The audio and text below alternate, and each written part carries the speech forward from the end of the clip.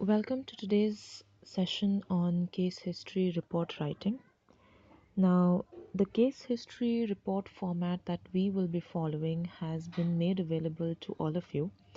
So, this session today is only to help you clarify any doubts that you might have about what exactly to write. And although most of the pointers that exist within this report format are self-explanatory and a brief description has been given in the format that was shared with you all. Hopefully this session will clear any further doubts that you have with regard to the case history report writing. So let's begin. We begin with the demographic details, and this is quite easily understood. um, Maybe except for the last point that we have here, that's informant.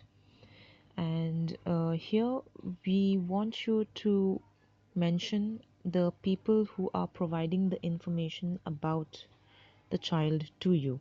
So that would generally involve the child himself or herself, the teacher or the fellow that is giving you information about the child, and also the parents whom you speak to. So they will become the informants for providing the case history information. Let's look at the next slide. Now, this slide looks at personal development that comes as the second point. So within this, basically, you want to mention everything that the child has experienced since conception and birth, right from birth till now. So, and this has been divided into three basic points. So you have birth history, speech and language information, and motor skills information.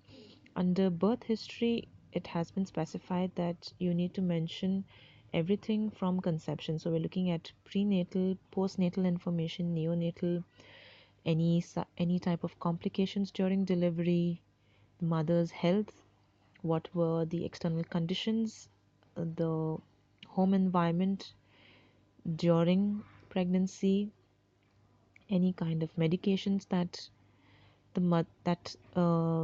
the child's mother might have been on, um, and all of those factors would be considered under birth history. Under speech and language and motor skills, the major focus is going to be on the milestones that the child would need to develop at certain ages. So whether it's related to motor skills or whether it's related to speech and language. So something as simple as, when did the child start babbling? When did the child start using monosyllables? When did the child start crawling? Or when did the child, or when was the child able to balance his or her head? When were they able to stand up without support or with support, and so on? So basically, we want any information to do with all of the milestones that need to have been developed, and if there was any difficulty or delay with the development of those milestones. The next point that we have here is medical history. And within medical history, we are basically looking at any kind of biological illnesses, any previous diagnosis that the child might have had. So whether it be migraine, whether it be diarrhea, whether it be tuberculosis, whether it be seizures, or anything that would help us understand what kind of illness that the child might have had and how those illnesses might have contributed or might have caused any sort of permanent brain damage or health injury or damage to the child. So you'd also be mentioning any kind of accidents or surgeries that they've had, and any kind of medications that they have been on or are currently on as well. So that would complete the medical history. Moving on to family history. Now, in family history, we're looking at both the family dynamics and the home environment. So you want to know how many members of the family exist, whom does the child live with, what is the relationship among the family members, what is the relationship of the child with the family members, how is disciplining done at home, what are the roles and responsibilities of the child within the family, how are decisions made, what kind of responsibilities that the child takes in the family, how are problems resolved within the family, and so on. Yes, so a complete picture of what the family is like, any difficulties that the family might be facing, even individual members if they are facing. So anything to do with the family members and the home environment would come within this point. Now, after we've discussed more and so all the information so far, then we move on to the educational information. And this would be purely related to the academic progress of the child. So we want to know if there have been any delays in the progress, have there been any difficulties in reading, writing, mathematics, if the child's progress is better in a specific subject, or how is the progress in all of the subjects, what are the strengths of that child, and how much time does the child spend reading or writing at home, and how much attention is being paid in school.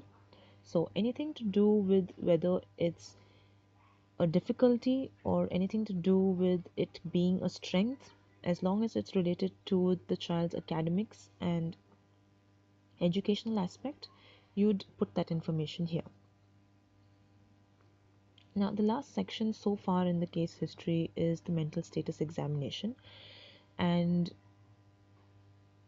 if you haven't noticed yet, but usually mental status examination is a very, I would say, clinical way of putting things forward. But nonetheless, this whole report of case history has been modified to suit the needs of school counseling. So if you look here within the mental status examination, there are many pointers that are still missing, but there is adequate information to help us understand or give us a basic idea of the child's current mental status. So I think the first few pointers are quite self-explanatory. So we have the general appearance and behavior.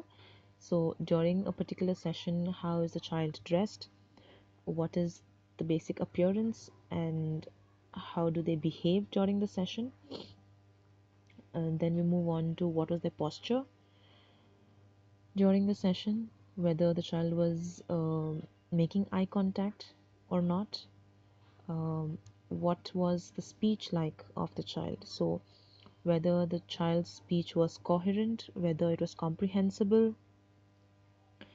Then we are looking at the child's reaction time. So whenever the child was responding to a question or a statement, how much time did the child actually take before he or she responded? Yes, and then we have the affect and mood. So we want to understand what is the affect or the mood of the child during the session predominantly, and whether if there are any changes during the session as well based on what was being discussed within the session. Then we move forward towards thought, cognition, and memory. So when we talk about, let's finish with memory first. So when we're talking about memory, what we're really talking about is understanding whether the child's capacity to remember information, and how recent of information is the child capable of remembering. So that would be what memory is about. Now, thought and cognition are somewhat interrelated, but nonetheless quite different. So when you talk about thought, we want to understand whether the individual's thought process is organized, whether there's flow, whether they're maintaining continuity in what they're saying. So that gives us an idea of whether they're processing the information and whether they're organizing the information before they decide what needs to be said or what needs to be said in response to a question. So that would be what you would mention under the pointer of thought. Under cognition, basically, we want to understand what are the beliefs that the child holds. So the cognitive beliefs that basically also give rise to the thoughts that the child might have, or the thoughts that give rise to the belief system that the child might have. But nonetheless, we're looking at the beliefs that the child holds and the attitude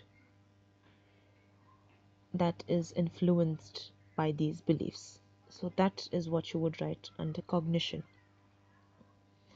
And the last point that we have here is insight. Now, by insight, we're basically talking about how aware is how, yeah, the level of awareness that the child has of his or her own condition in terms of whether it be strength, whether it be weaknesses, whether it be a difficulty, because the level of awareness would tell us or would help us understand how to go ahead with the plan of action and how do we go ahead with implementing the plan of action that we have decided. Now, there are some other pointers that have been left out, like I said, in this mental status examination. And if a need arises for those pointers, you can definitely get in touch with me. Like example, one of those pointers is perception. So if there is any distortion in perception, generally we write that in the case of mostly clinical diagnosis if there is. So if there is any child or any individual that you have come across in your case history writing that shows signs of distortion in perception, whether it's visual, whether it's auditory, so you'd put a separate header of perception and mention what kind of distortions that the child might be having. So similarly, there are many other pointers that can be included within this. And if you have information that does not really fit into any of these categories, then please do get in touch with me and we could work around how that needs to be mentioned within the mental status examination. Yes, so I hope this has answered any questions that you all might have had about the case history report writing. Having said that, this is not really a complete report on a specific child, and this has been mentioned to you all before as well. So as we progress and we move into the plan of action and we look into diagnosis, we look into screening, so each of the pointers as and when we come to that point will be added into this report that you are writing. So rest assured, this is not a complete report of a specific individual. Yes, so as long as you keep that in mind and are able to fill in as much information as possible, and once we reach a stage where we have adequate information to be able to infer and make a judgment or make a call as to what needs to be done in the future plan of action, we are good to go with the case history report.